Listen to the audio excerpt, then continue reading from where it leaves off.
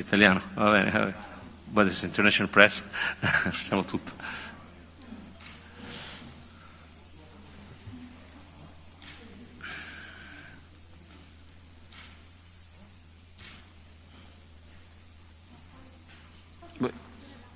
Volete che cominci? Secondo me la stampa ci siete tutti? Are you all there? All here?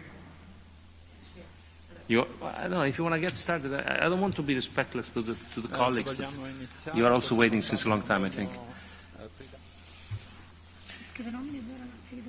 Ok, 3, 2, 3.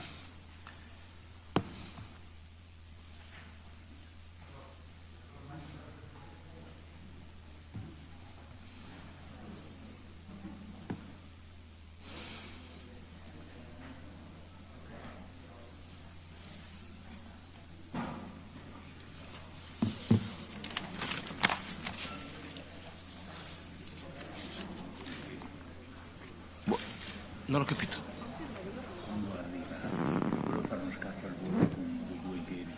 Certo. Sì, sono secca. Questa è donna, la seconda è donna. Ok. E qui ci sono? Moldavi, sono loro due. Oh, ok. Lui e lei. Thank you. Noi poi iniziamo la sessione ministeriale.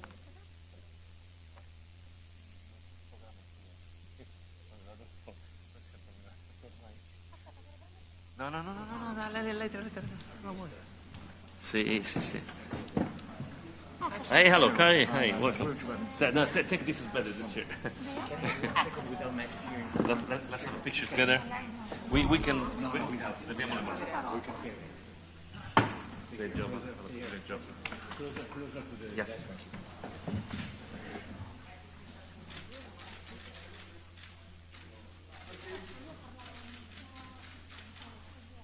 Okay, thank you.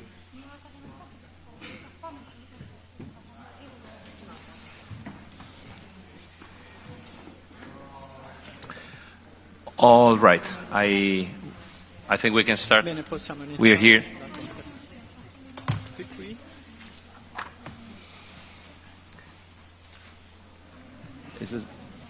Non è abbastanza un lavoro, no? Cominciamo? Sì, aspetta, sta venendo girato, però cominciamo.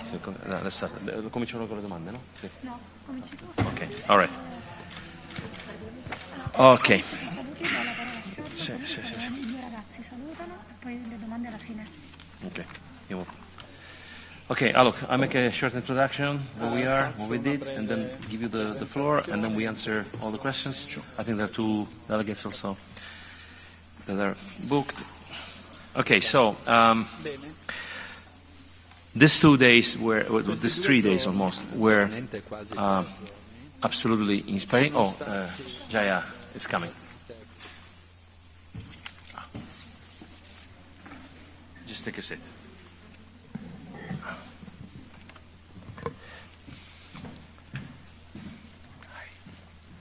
I think you can stay here so you don't have the legs. Yeah. It's more comfortable. Okay. So again, thank you for being here, and thank you to the colleagues to support and to help in this event that was really difficult and inspiring. As you know, we had 8,700 applications, and we selected 400 young people from 189 countries. So this was a truly multinational event. It was the first in the COVID period, extremely difficult to organize, globally successful despite the, let's say, organizational complications. It was, I mean, at least for me as an experience, it was really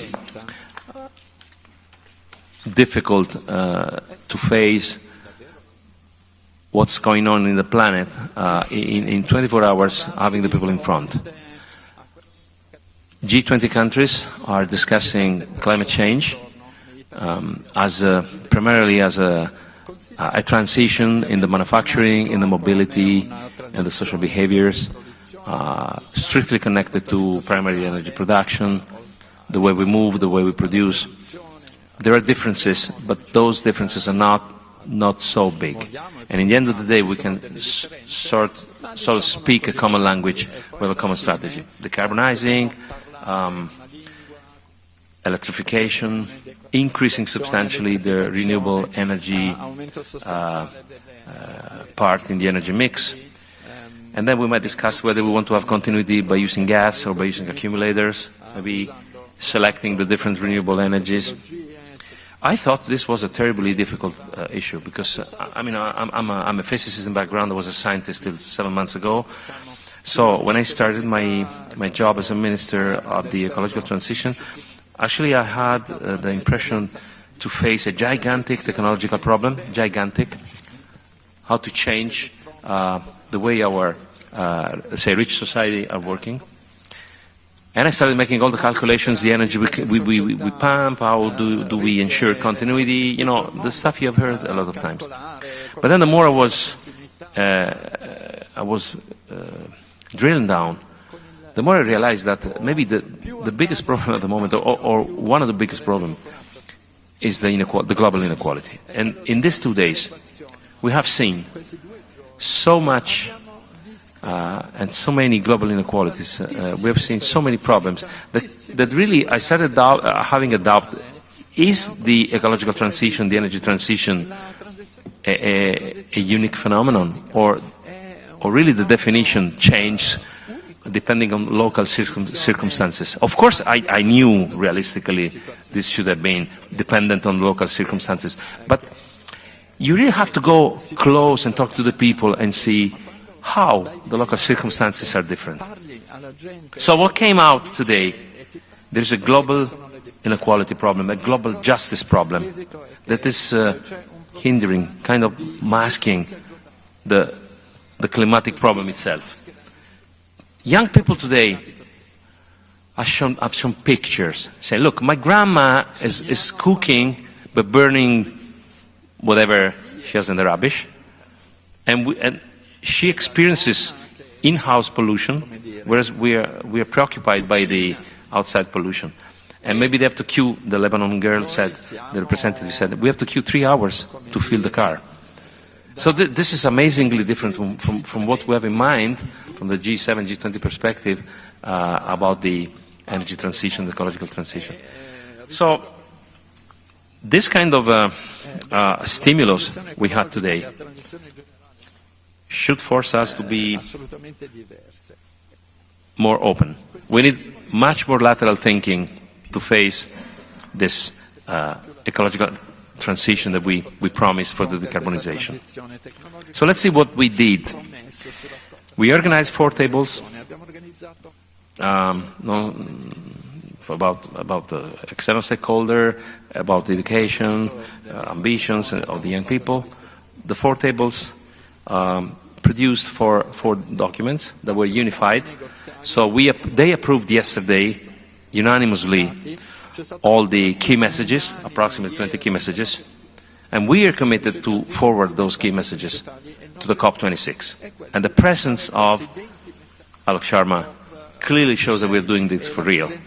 So the key messages will go to the COP26, together with background material, which is a longer document with more details, that the representatives will have a bit more time to make this really complete.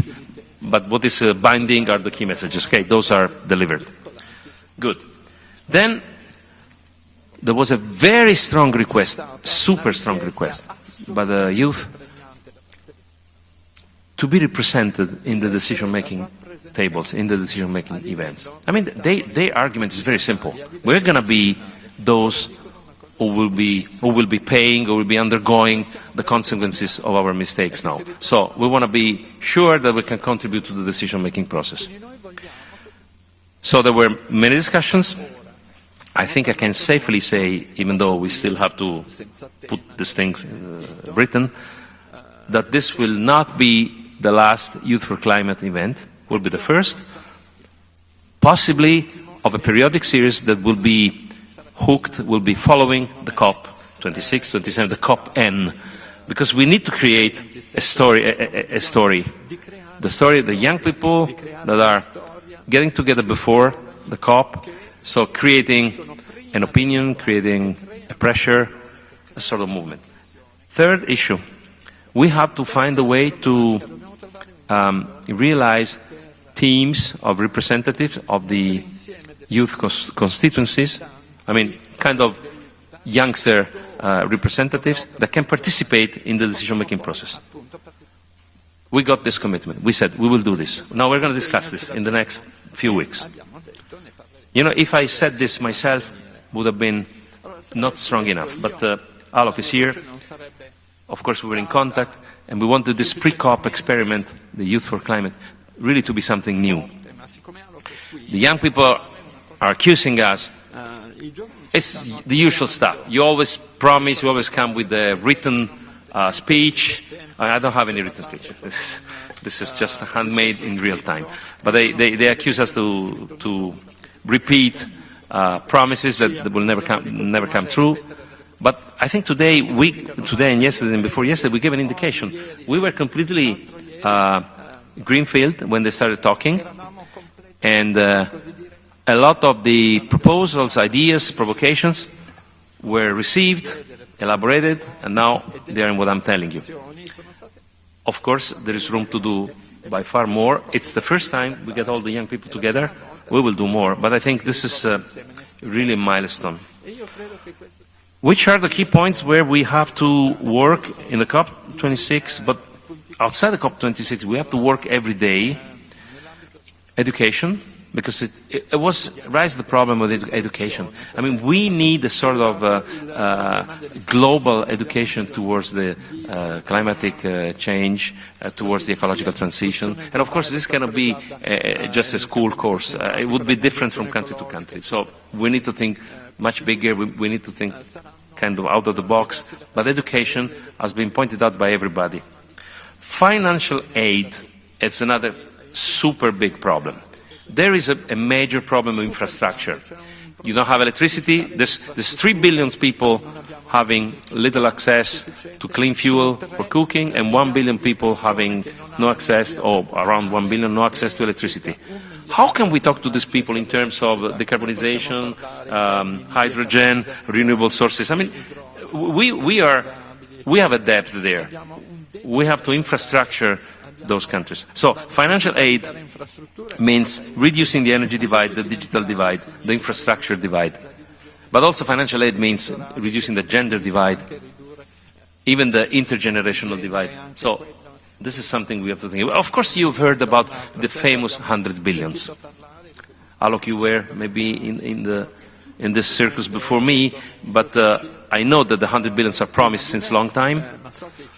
Okay, before the COVID, well, the COVID was a sort of interruption, but I think we reached 60 or so. Of course, the 100 itself is not enough, but it's better than 60. So we should keep the promise, hold the promise, and possibly we should do much more. There are projections by the financial people, and we know that much more money is needed. But at least let's try to keep the promise, the zeroth level. But this was obviously kind of underlying the entire discussion and the entire request of all the young people. The young people were asking also a fast track for representatives coming from underdeveloped countries. I mean, these people, they have, of course, problems in traveling, getting the permit, even the money for traveling. Somebody was asking some support for the use of English language. That is normally what is being used for official international events, because maybe they speak French, or they don't have enough English understanding, comprehension. These are little things, but we can really do something. I mean, even by digital support. So I was talking to many of these people. You know, something that was really exciting is that yesterday, myself, I've broken the protocol twice. And I said, okay, forget the program. Let's talk one-to-one, and gave the microphone. You know, sometimes there are young people that are a bit upset, but in general, it was very good. And I did the same yesterday evening. And today, Alok said, I'll be here after lunch to talk to all of you. This was the most exciting and the most teaching part of the entire event. To be honest, all what I understood, and I hope I understood enough, came 90% from this one-to-one interaction. Because there was no written speech, it was just one-to-one. And then we were chatting by email last night. We exchanged email. I gave my telephone number and my email to many people. I just said, send me your ideas. This for me is like reading a book. I can learn. I mean, honestly, most of those things, you have to hear from those who are experiencing these things to understand how they are. It's not enough to read the newspaper or to read the books or to go as a tourist for 1 week. You really have to see and hear from the voice of these people. So fast track for the young representatives from vulnerable countries. We have to do this. Helping them to travel, for instance. Creating an official representative into the decision-making bodies, like in the COP26. Okay, this is of course a matter of governance, but I think we will do this. We have to find a way to have a permanent representative team of young people participating. Also to compensate intergenerational justice that today, I mean, I think, I was told, at least in Italy, but I think in many other countries, at least the rich countries, the new generations are the first who will very likely have a future worse than the parents. I belong to the generation that improved the situation of the parents. And I was living in a society that for many generations could see kids being, in general, on average, more lucky than the parents. More wealthier, you know, well, with a better job. Now, apparently, it's going down. So we have to make a thought about that. And I don't want to, because I don't know, I don't want to consider how difficult this should be in countries where, of course, economical situations, social situations are very, much more difficult. So this is the synthetic overview. But there was one very last time I want to tell you. There was an Austrian girl, and she made a point, she made an intervention this morning. And she said, how do you decide, generally speaking, how decision bodies can decide if even the data, when they're published, are old? I like this point. We are in the age of big data analytics, artificial intelligence, real-time analysis of whatever it happens, so we can predict when a single fly will be on my piece of bread. And we are not using those tools to be more predictive. The girl was maybe 25.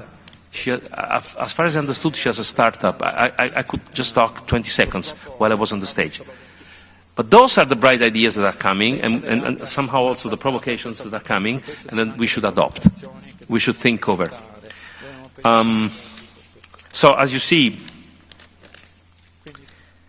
as I'm not a good politician, because I'm still a researcher inside, and that's my nature since 40 years now, I kept this opportunity to learn. Whether I learned properly or not, I'm not sure, but many of the inputs were really very, very important, and I think we need to talk deeply around those things. Trying to make better. And the COP26 will be the first benchmark, and in the next 4 weeks we will do our best to forward those ideas, information, provocations ahead. And the COP26 is going to be the first benchmark. That's why I'm so happy that Alok is here, and yeah, I can shorten your name, I'm sorry, is here, because you know they are really, they can make this possible. So I leave the stage to Alok first. And thank you for listening at my confession, let's say. Roberto, thank you very much indeed. And actually, thank you for organizing this event with your team. I think it's been brilliantly organized. And the fact that we've managed to get young people here from across the world, many of them actually have had to make very difficult journeys to get here, I think is testament to the organization, but also to the young people who have come here. I think listening to the sessions, I think there were probably sort of three feelings that I got. One was that it was incredibly inspiring. Secondly, that actually they spoke really very, very frankly. And I think the third, for me, was that they spoke the truth, that we need to do much, much more, much faster. And I have to say, I hope every minister who was present, those who were tuning in, felt pretty uncomfortable and squirmed when those messages were being delivered, the truths, the home truths that were being delivered. And I think Prime Minister Draghi talked about the fact that what we were hearing shamed this set of world leaders. And there is no doubt that this group of young people, in fact young people around the world, are going to hold this set of world leaders to account if at COP26 we are not able to credibly say that we have kept 1.5 degrees within reach. Of that I'm absolutely certain. And one of the ministers who spoke also made a really quite important point where he said in 3 days, we have had 400 young people who never met each other before, very few of them will have met before, coming from almost 200 countries, were able to deliver a document in 3 days that they agreed on. Consensus, thank you, Jan. Consensus. And if we look at the Paris Agreement, 6 years on, historic agreement, but there are still key issues outstanding. And perhaps it's time at COP26 for the ministers and the politicians to take a lead from young people and actually find that consensus finally. Just reflecting on some of the messages that came through, I think, they were, in my view, they were really very, very well thought out. It's some of the issues that we have been discussing over the past year and a half through the COP process with Roberto and other governments as well, in terms of the issue of an energy transition, in terms of the finance flows, in terms of just transition, capacity building, getting the non-state actors to do their bit. So of course governments have to step up, and then actually showcasing the work that is going on. And I think Roberto is right. This is the start. This cannot be the last time that we get young people together and have this kind of discussion. And so I am very open to us, and Roberto and I will discuss this with our teams, is that how we build on this. I mean, this really cannot be a one-off, because if it is, I'm afraid it will not go down well with the young people who have come here today. Just in terms of COP itself, what we will be doing is taking these messages from young people. They will be discussed at COP. We will ensure that the outcomes are presented and that ministers respond to these outcomes, these decisions that have gone forward from young people. And this will take place on the Youth and Public Empowerment Day. We're also going to ensure that throughout the COP26 process, the voices of young people are heard throughout that 2-week period. There's a lot of expertise in that room. There's a lot of expertise internationally when it comes to understanding of nature, of science, transport, all of these issues. And we will ensure that young people's voices are reflected in those discussions at COP26 throughout that 2-week period. And I think the final thing I just want to say on this is that there were a number of times that the young people challenged us and said, you're not actually answering our questions. You're not actually responding to what we're asking. So Roberto and I have agreed that we will get the feedback that comes through. We will respond to the best of our abilities on those questions that have been raised.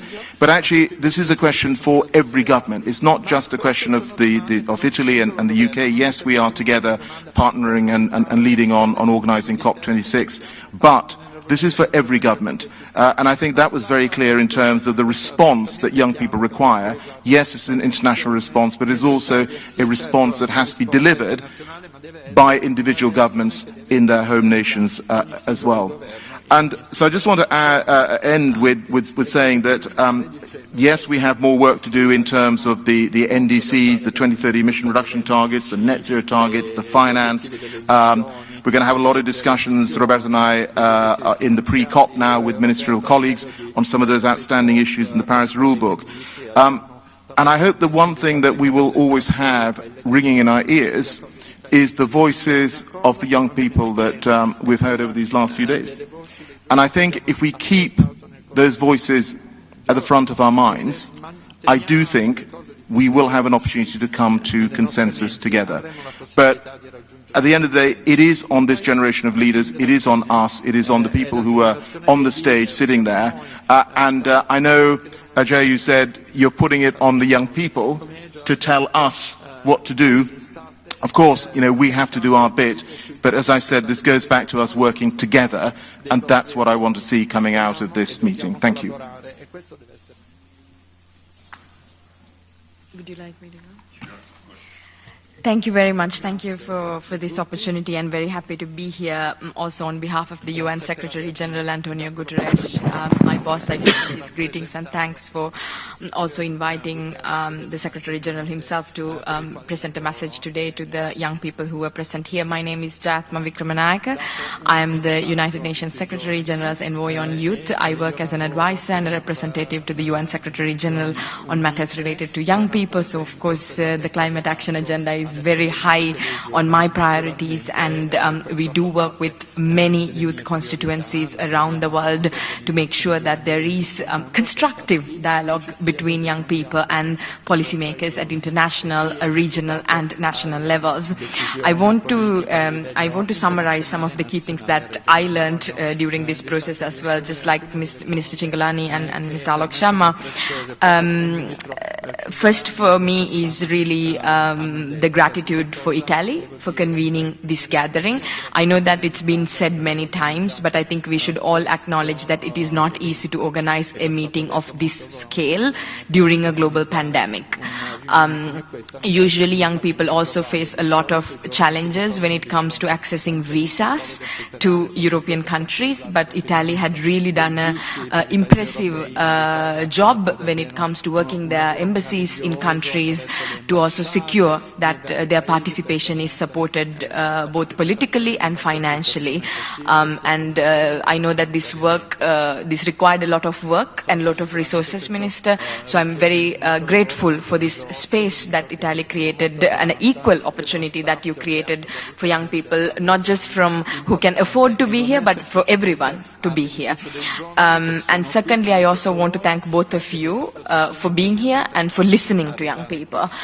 We have a lot of leaders who like to lecture young people, but not to listen to young people. So both of you being there today and bringing also your peers with you, other ministers of climate, other ministers of youth, other ministers of education, to really be in a listening mode, active listening mode, and to even pressure them to come up with concrete commitments, I thought was very impressive.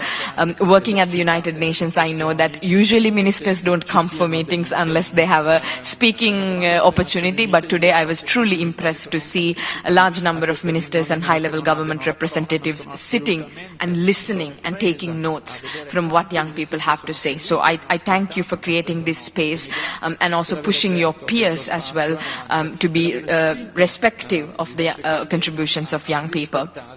For me, one thing that is becoming clear and clear every day is that the mistrust between young people and governments are increasing more than ever and at a very high speed. And this is because young people continue to feel that their governments do not have the same priorities as they do, or that they do not represent the same urgencies or the same demands that they have as young people.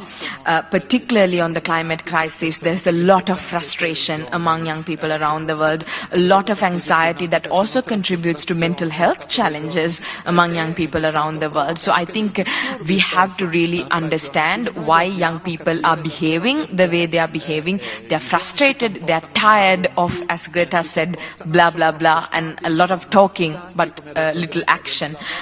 So I think these type of spaces that are created to instigate a dialogue between young people and governments, young people and international institutions, are extremely crucial to rebuild that trust and to make sure, as Alok said, that this is not one generation against the other, but it is really an intergenerational partnership, because we need the expertise, wisdom, and the power of the older generations, and the energy, the new ideas, and the bold creativeness of the young generations to come together to make the most sustainable solutions that they can own for the future.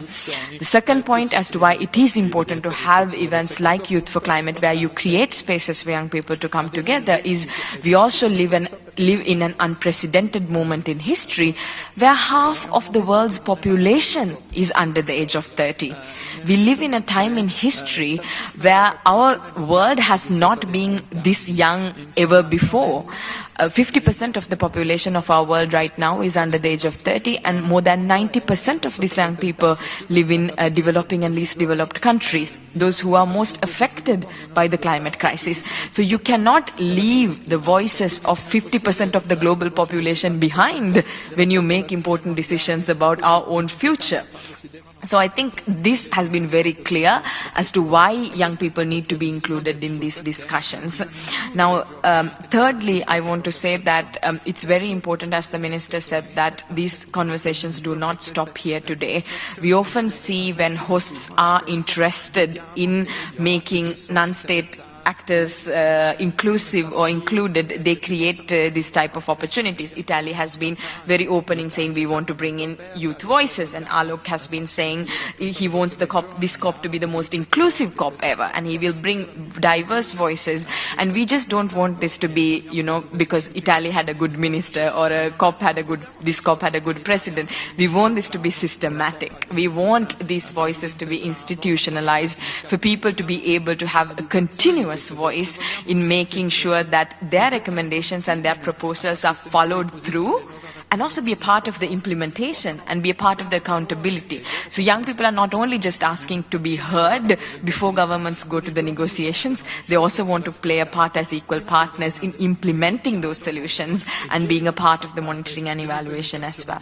I'm not going to talk a lot about the outcomes, because I think both of our previous speakers have done so, but I think in terms of the ambition that young people have raised, for an example, reaching net zero before 2050, if possible, phasing out fossil fuels as soon as possible, climate financing, particularly the promises made by developed countries, the 100 billion, adaptation, resilience, loss and damage. These have been topics that we have really delved deep into in the past few days. We've spoken about energy transition, but just transition, so that we don't leave people behind in this conversation of transition. We spoke a lot about climate justice as a social justice issue.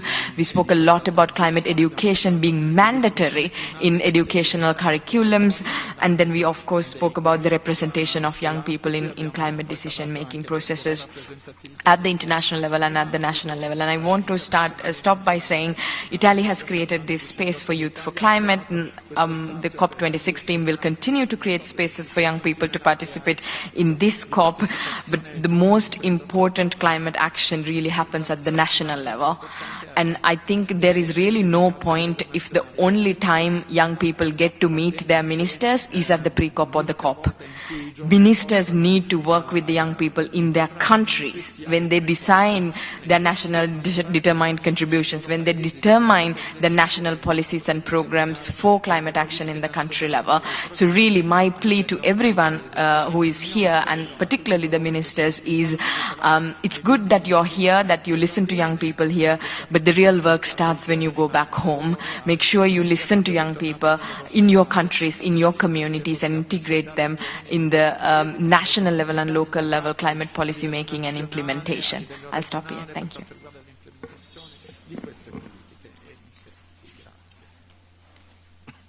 Questions?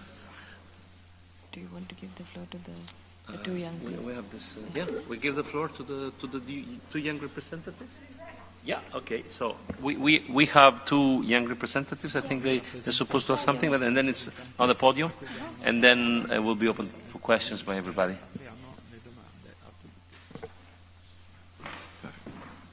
Sorry.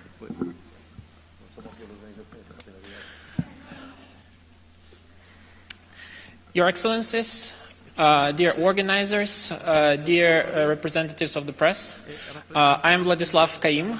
I am serving as the member of the UN Secretary General's Youth Advisory Group on Climate Change, and in my capacity here at the Youth for Climate event, I was helping facilitate the work of the Sustainable Recovery Track as a bridge builder.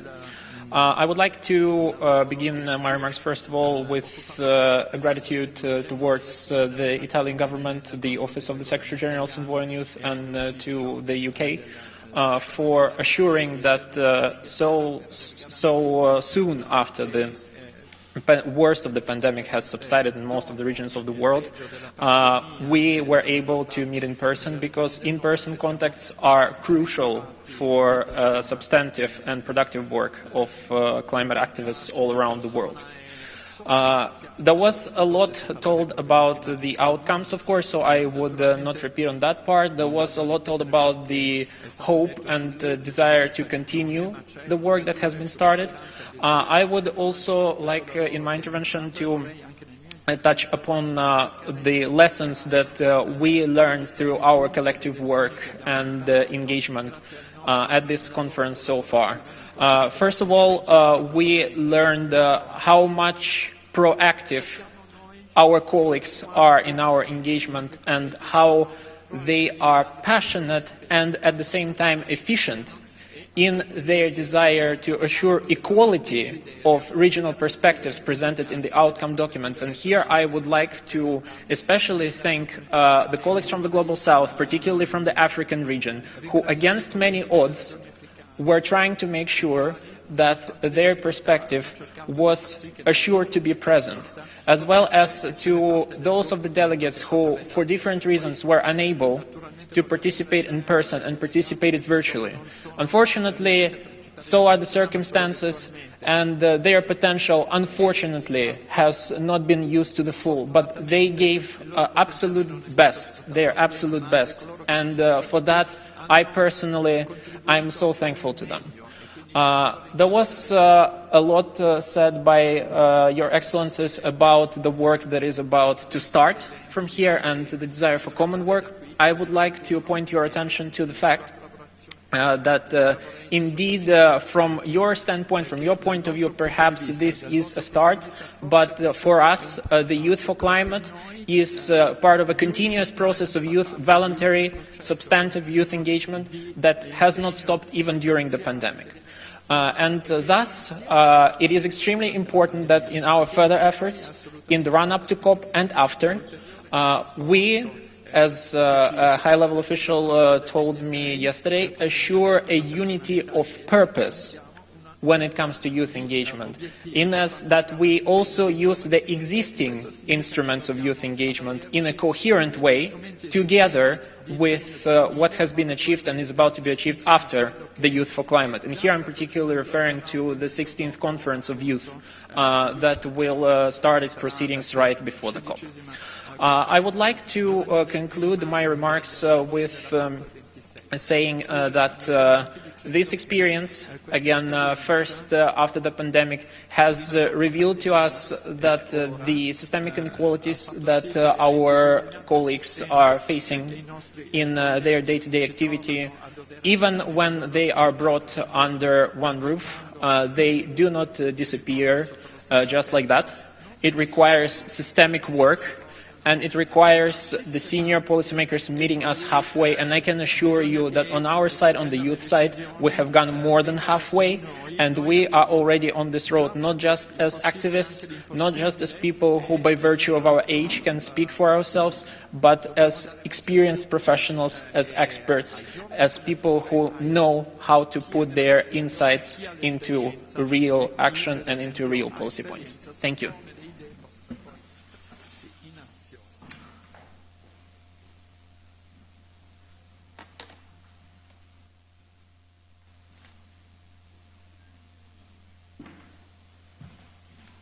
Hello, everybody. Thank you for welcoming me here and giving me the chance to speak at this platform.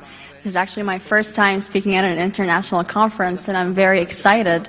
And I'm so thankful for the support of my colleagues.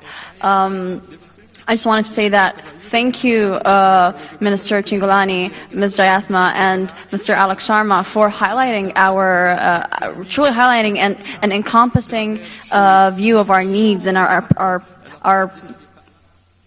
wants. I think it was very encompassing of all the points that we gave and in the plenaries.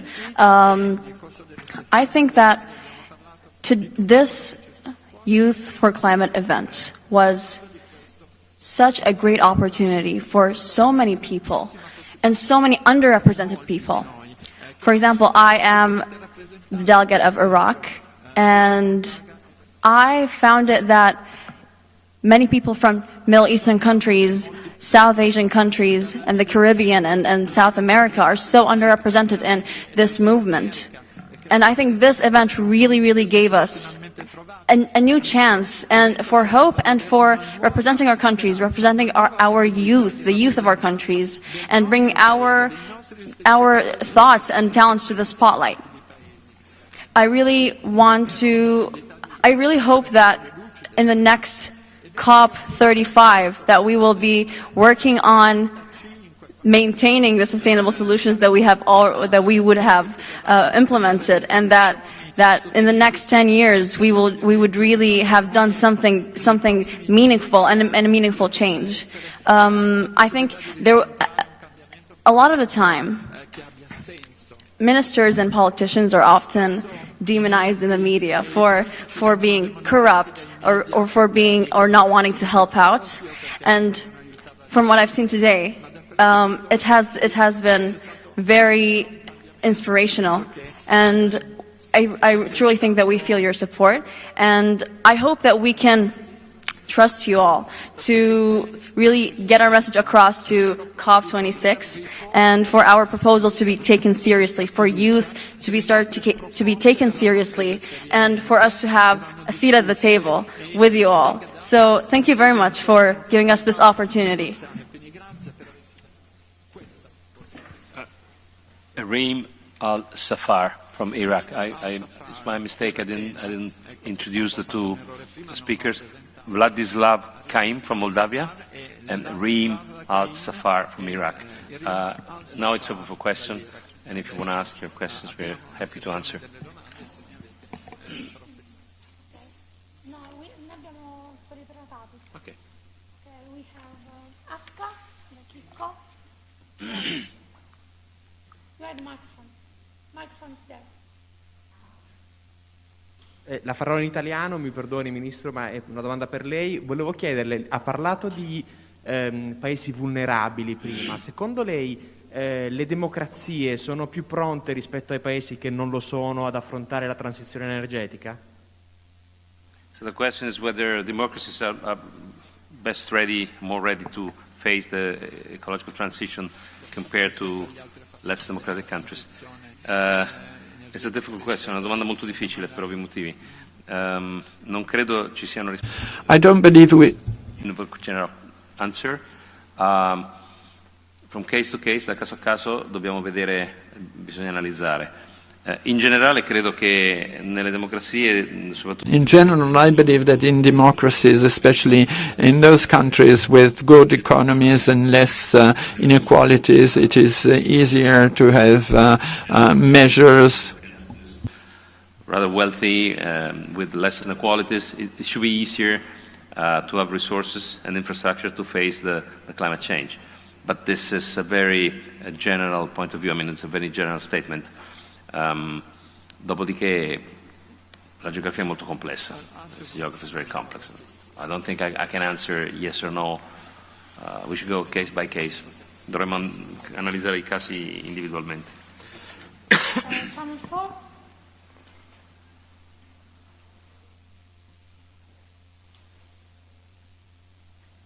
Good afternoon, Fatima Manji, Channel 4 News. My question is to both of the ministers. It's great that you're both here at the press conference right now, but earlier today, when the prime ministers of both of your respective countries were addressing the main hall, the press were banned from entering. a small group of young protesters were forcibly ejected from the hall while they were conducting a peaceful protest. They told us outside that their passports were confiscated. This was quite a frightening experience for young people. So, Minister, does the Italian government really believe in freedom of press and the right to protest? And, Minister, is this what we should expect in Glasgow?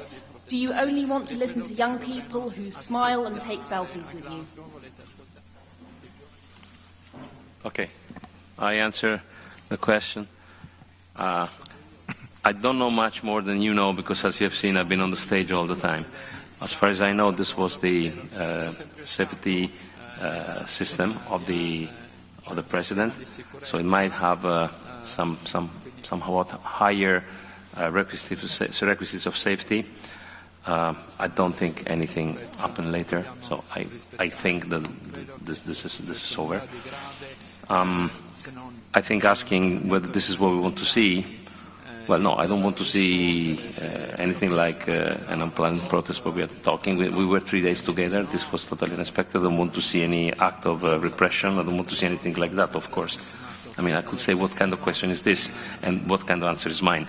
Obviously, none of us wants to see anything like that. What happens specifically, I believe, is due to the very rigid safety protocols in specific conditions. You have seen that all the roads around the site here were blocked. There was no violence whatsoever, as far as I know. In the end of the day, was peacefully fixed. This is what I can say. I was on the stage. What I can say. I don't expect anything like that to happen, obviously. Yeah, that's all. Well, I think the only thing I have to say is that, you know, I personally am entirely supportive of peaceful and lawful protests. That's what, in democracies, you're able to do, and I support people's right to do that.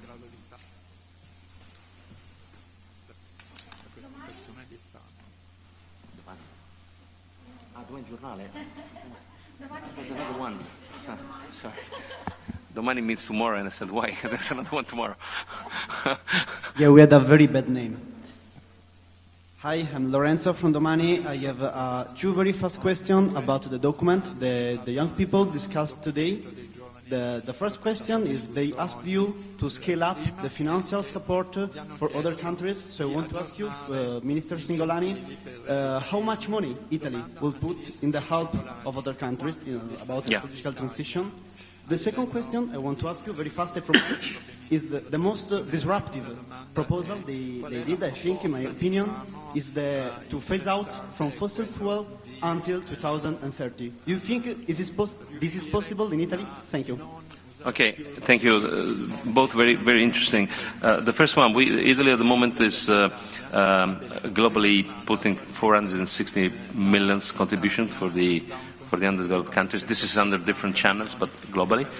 My specific this, of course, will be subject to decision within the government, is at least to double. We should reach around 1 billion.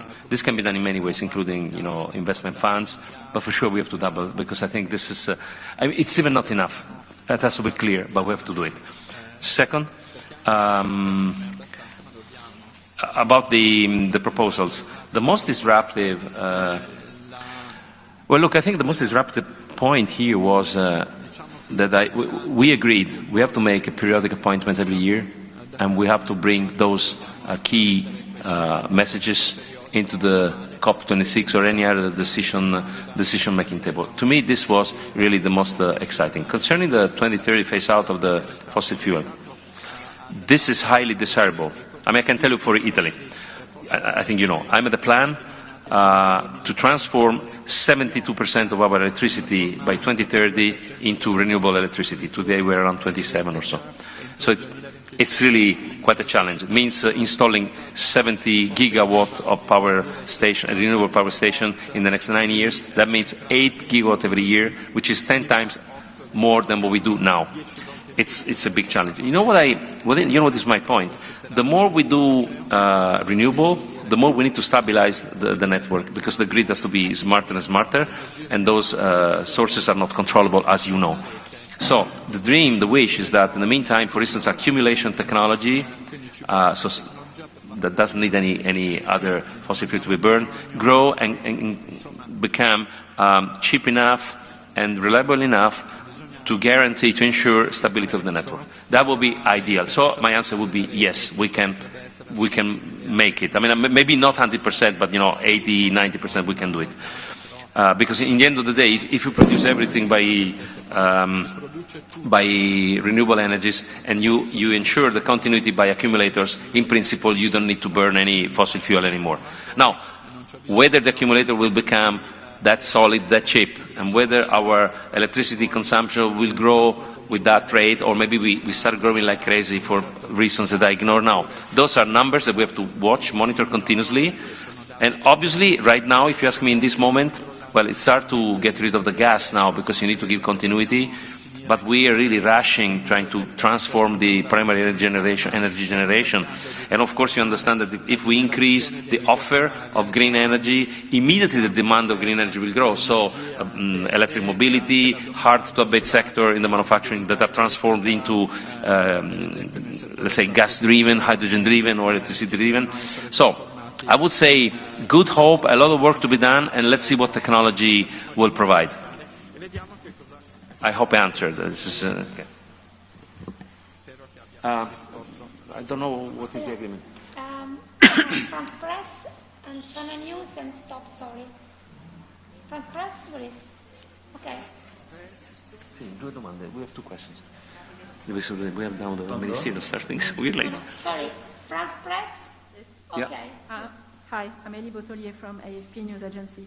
I have a question for Minister Sharma. We're 1 month ahead of the COP now, and there are still a lot of concern from the Global South, let's say, about whether they can get to Glasgow.